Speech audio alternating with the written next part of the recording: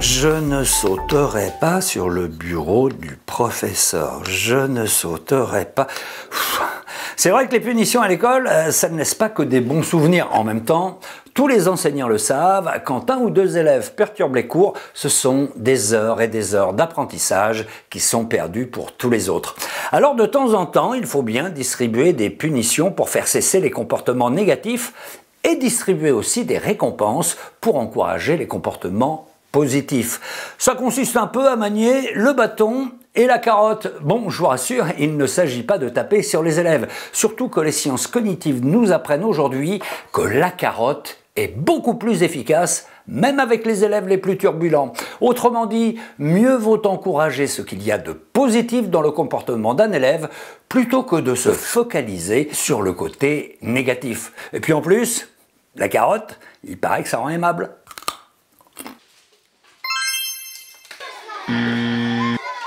Un comportement peut ou pas se produire à certains moments en fonction d'événements qui vont être déclenchants.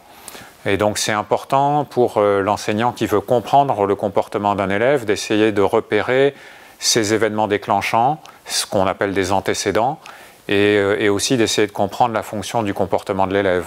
Donc quand un élève fait une crise par exemple ou un comportement perturbateur, qu'est-ce qui s'est passé immédiatement avant qui aurait pu déclencher ce comportement? Est-ce que l'élève a subi une frustration importante ou une contrariété? Ou est-ce qu'il avait un besoin d'exprimer quelque chose ou d'attirer l'attention sur lui? Voilà, ce sont des choses qui sont importantes à détecter de manière à pouvoir éventuellement modifier ces événements qui déclenchent le comportement perturbateur. Là, regarde, intérêt et principal. La fourmi n'est pas prêteuse. Qu'est-ce que je vais surligner là? Oui, Imran. La fourmi. Bravo. La fourmi. Bravo. Parmi les antécédents des comportements des élèves, en fait, le principal, c'est l'enseignant qui est dans la classe et qui fournit l'essentiel des stimulations. Je vais essayer de verbaliser aux élèves calmement la consigne. Je vais être plus sur des phrases positives, c'est-à-dire au lieu de dire arrête de parler, je vais lui demander plutôt est-ce que tu peux chuchoter ou est-ce que tu peux suivre, est-ce que tu peux prendre ton stylo. Je vais être sur de la verbalisation positive de mes phrases. Et pareil, essayer d'être calme en classe. À mes débuts, je criais énormément en classe. Alors ça marche très bien à l'instant T. Hein, mais sur le long terme, ça ne fonctionne absolument pas.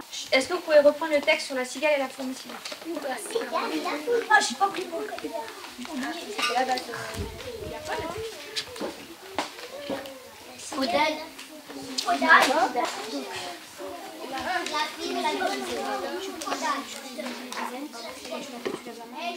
Souvent, les comportements perturbateurs existent et se maintiennent parce qu'ils reçoivent des conséquences positives.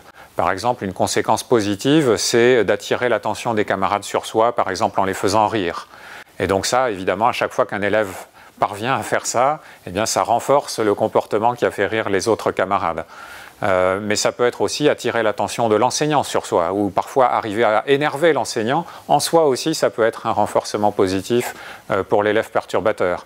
Et donc, c'est pour ça que c'est important pour l'enseignant d'arriver à casser ce genre de lien, ce genre de conséquences positives, de manière à atténuer ce comportement de l'élève.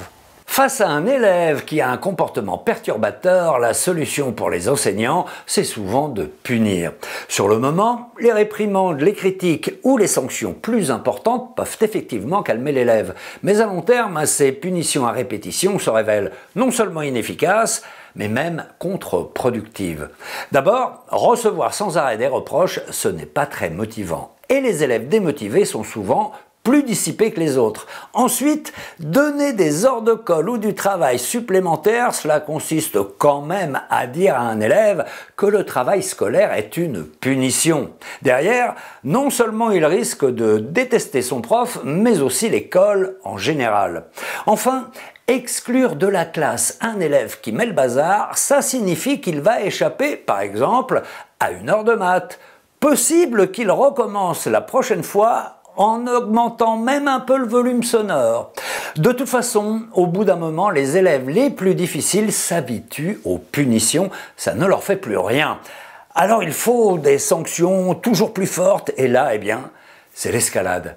Donc les punitions, même si elles sont parfois inévitables, ne peuvent pas être la seule réponse.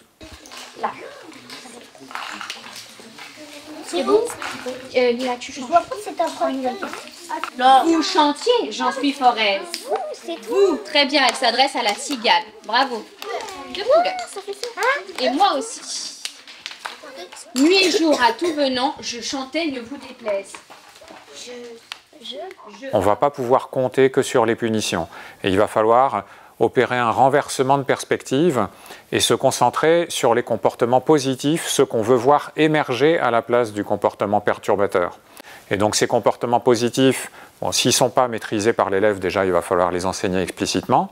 Et puis dans tous les cas, il va falloir leur offrir des conséquences positives. Donc renforcer ces comportements en les récompensant à chaque fois qu'ils se produisent, de manière à ce qu'ils se produisent de plus en plus fréquemment. Et au fur et à mesure, s'ils se produisent de manière très fréquente, ils vont finir par remplacer le comportement perturbateur. Le groupe B, je vous mets le sable comme vous avez été silencieux pendant le demi-groupe. Hop là. Il y a les récompenses collectives pour la classe entière, donc ça permet de fédérer un petit peu le groupe, de travailler sur quand on est en demi-groupe, favoriser le silence, l'autonomie, etc. Et ensuite, pour les élèves qui vont avoir un comportement difficile, je vais travailler au cas par cas avec les enfants en question. Si c'est un enfant, cette année j'ai un enfant qui a énormément besoin de valorisation positive, et cette valorisation positive influe sur son bon comportement et sa mise au travail aussi, ça a un impact sur les deux. Donc là, je vais travailler sur la proximité, l'encouragement, les compliments, le féliciter quand il a bien fait son travail. Pour les enseignants, finalement, le plus difficile, c'est de contrer son biais de négativité. Notre attention est spontanément attirée par les événements négatifs, par les trains qui arrivent en retard, etc. Et souvent, on ne remarque pas les trains qui arrivent à l'heure et les choses qui se passent bien et les bons comportements des élèves. Donc, on passe son temps à faire des remarques, des remontrances et à punir les comportements perturbateurs. Mais quand il y a un bon comportement qui se produit, on oublie de le valoriser.